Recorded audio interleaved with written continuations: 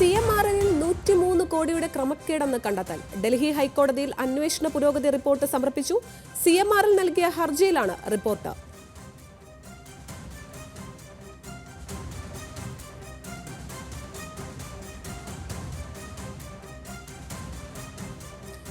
വാർത്തയുടെ കൂടുതൽ വിശദാംശങ്ങളുമായി ഷപ്ന സിയാദാണ് നമുക്കൊപ്പം ചേരുന്നത്. ഷപ്ന, കോടിക്കണക്കിന് രൂപയുടെ ക്രമക്കേടാണ് നടന്നിരിക്കുന്നത്. എന്താണ് ഈ റിപ്പോർട്ടിന്റെ കൂടുതൽ വിശദാംശങ്ങൾ?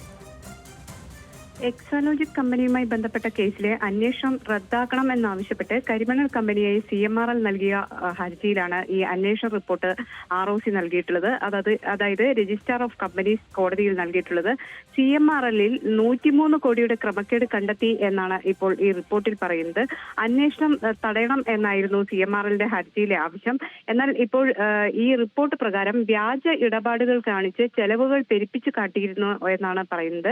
2012 മുതൽ 2019 വരെയുള്ള കാലയളവിലെ കണക്കാണിത്. ക്രമക്കേടിന് കൃത്യമായ തെളിവുകളുണ്ട് എന്നുമാണ് രജിസ്ട്രാർ ഓഫ് കമ്പനീസ് നൽകിയ മറുപടിയിൽ പറയുന്നത്. കേസിൽ SFIO അന്വേഷണം തടയണം, അതുപോലെ EDയുടെ അന്വേഷണം ഒഴിവാക്കണം തുടങ്ങിയ ആവശ്യങ്ങളായിരുന്നു ഉന്നയിച്ചിരുന്നത്. മാസപ്പടി ഇടപാട് ആദായ നികുതി വകുപ്പിന്റെ ഇന്ററിം സെറ്റിൽമെന്റ് കമ്പനി തീർപ്പാക്കിയതാണെന്നും അതുകൊണ്ട് തന്നെ ഇത്തരത്തിലൊരു അന്വേഷണം ആവശ്യമില്ല എന്നുമായിരുന്നു CMRLന്റെ വാദം. അത്തരം ആവശ്യം ഉന്നയിച്ചാണ് CMRL ഹർജി നൽകിയിട്ടുള്ളത്. ആദായ നികുതി വകുപ്പ് പിടിച്ചെടുത്ത രേഖകളോ മൊഴികളോ വിവരങ്ങളോ മറ്റ് അന്വേഷണ ഏജൻസികൾക്ക് കൈമാറരുത് എന്നും അത്തരത്തിൽ ഉപയോഗിക്കാൻ അനുവദിക്കരുത് എന്നും ഈ ഹർജിയിൽ ആവശ്യപ്പെടുന്നുണ്ട്. ഏതായാലും ഈ ഹർജിയിൽ കേന്ദ്ര കോർപ്പറേറ്റ് മന്ത്രാലയത്തിനടക്കം ഡൽഹി ഹൈക്കോടതി നോട്ടീസ് അയച്ചിട്ടുണ്ട്. ഈ ഹർജി ജൂലൈ 29 പരിഗണിക്കാൻ മാറ്റിയിരിക്കുകയാണ് ROC ഇത്തരത്തിലൊരു റിപ്പോർട്ട് സമർപ്പിച്ചിട്ടുള്ളത്. അതുപോലെ കേരള ഹൈക്കോടതിയിലും ED സമാനമായ റിപ്പോർട്ട് കഴിഞ്ഞ ദിവസം സമർപ്പിച്ചിരുന്നു.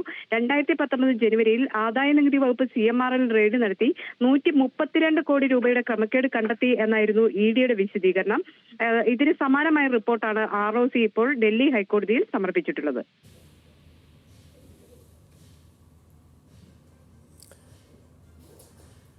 നന്ദി ഷപ്ന. വിവരങ്ങൾ നൽകിയത് ഷപ്ന സിയാദായിരുന്നു.